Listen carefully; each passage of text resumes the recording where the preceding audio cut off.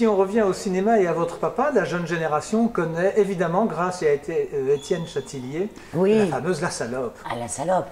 Vous savez comment ça s'est passé? Non, racontez-nous. Il me semble, parce qu'il y a eu un spécial Daniel Gélin sur Europe 1, où l'invité était mon neveu Hugo Gélin pour son film Demain tout commence, avec Omar Sy, et une gamine extraordinaire. Gloria, je ne sais plus son nom de famille. Je vais le découvrir dimanche avec Milan, mon fils. Et en fait, je crois qu'il attendait. Ou Châtillier, je lui ai demandé de dire 12 fois, parce que c'est 12 fois qu'il le dit, salope. Ça dure, Ou il l'a dit comme ça, il attendait le temps qu'on rembobine ou je ne sais pas quoi.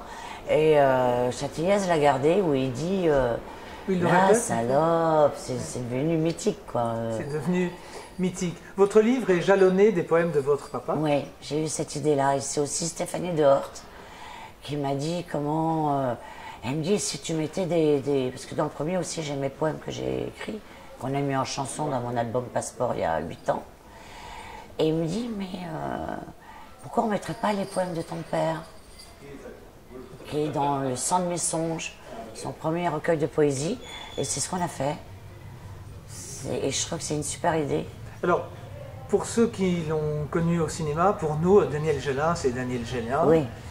Pour les plus jeunes, c'est Daniel Gélin à la télévision. Oui, dans les Saintes Chéries. Dans les Saintes Chéries, ça reste mon mythique. Dieu. On n'avait pas forcément idée, sauf si on lisait les revues de cinéma, que la vie d'artiste n'est pas si facile, la vie de couple n'est pas si facile. Vous avez eu comme belle-mère Danielle Delorme, ce n'est pas n'importe qui. Oui, enfin comme belle-mère... entre guillemets. Entre guillemets, c'était... Mais je l'ai pas vu assez souvent. Mais ça m'a fait... Un jour, il y a quelque chose qui m'a bouleversée. C'est quand on a fait le baptême de ma Rose, la Rose Fiona Gélin, qui a des grands Augustins chez Max Chaoul, et Clémentine Joya, qui a été ma styliste pendant 25 ans, qui sont le parrain et la marraine de Milan, mon fils. Elle est venue parce qu'elle habitait juste au-dessus. Et le chapitre de Xavier Gélin, l'aîné, dans le livre Si fragile, on l'a fait avec Evelyne. Il y a 3 chapitres qui ont été... Le chapitre sur la psychiatrie, c'est Lovenstein qui était là. C'était moi pour qu'il parle aussi de lui. Et le chapitre de Xavier, je l'ai fait avec Evelyne Gélin, la mère d'Hugo.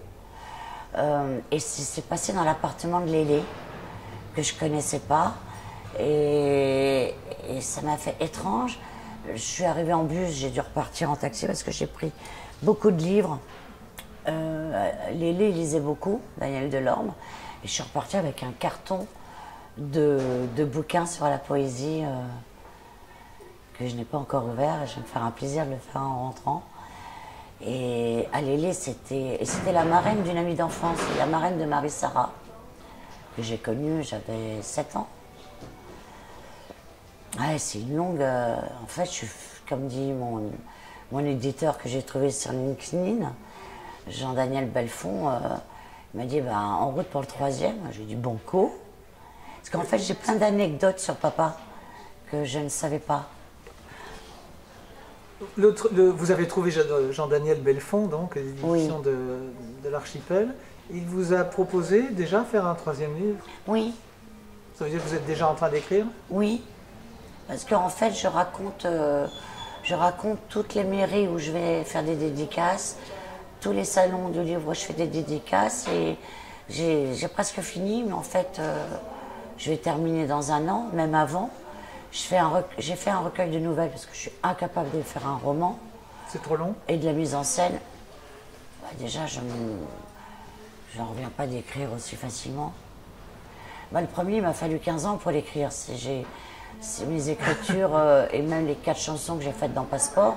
J'ai commencé en 86 quand j'étais chez Mireille d'Arc. Il y a des endroits où j'écris beaucoup, dans les trains, dans les bistrots. Et au Maroc, et quand je voyage beaucoup, j'écris comme si j'étais en partance, en fait.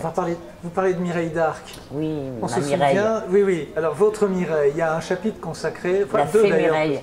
Oui. La première Mireille, c'est les premières photos. Oui. Enfin, j'avais déjà fait 2 Playboy, et le premier, lui, c'est Mireille, oui. Elle m'a rendu... Enfin, elle m'a rendu sex symbole, parce que les photos ont fait un malheur. Quand on voit les photos aujourd'hui, on se dit, J'étais elle est vachement roulée. belle, hein. Oui. J'étais jolie, hein. Maman. Ça vous a porté préjudice dans votre vie, votre regard sur vous, le regard des hommes sur vous? Oui, bah, ça m'a donné une étiquette. Bah, les femmes ne m'aimaient pas beaucoup. J'ai été beaucoup Concurrence jalousée quand j'étais potentielle. jeune. Oui, vous êtes plus jolie qu'une telle, elle aime plus ceci que moi, etc. Ah non, bah, non, moi j'ai aucune once de jalousie, de méchanceté. Mais il y avait quand c'est même la les autres. sublime Sophie Marceau et Emmanuel Béat aussi. Il y avait du lourd, hein. Elles ont posé nues aussi. Oui. Même Sophie Marceau a fait une sublime couverture de elle l'année dernière. Magnifique, pour moi c'est la plus belle. Pourquoi? Physiquement Je trouve ou- qu'elle bouge pas. Bon, il y a aussi Adjani, Monica Bellucci, Emmanuel Béat. On n'a rien à envier aux Américaines, hein. Non. Vous Sacrée brochette de belles, de très Beau brin jolies de filles, françaises, comme on de dit bras de Pagnol, filles. oui. Oui, Vous avez appartenu à cette génération-là. oui. Sauf que, bon, moi j'ai eu 2 traversées du désert, mais en même temps j'ai extrêmement vécu. Je suis allée à Hawaï, à Tahiti, j'ai voyagé, je me suis mise à écrire, j'ai appris à chanter avec Richard Cross, puis je m'occupe beaucoup d'associations.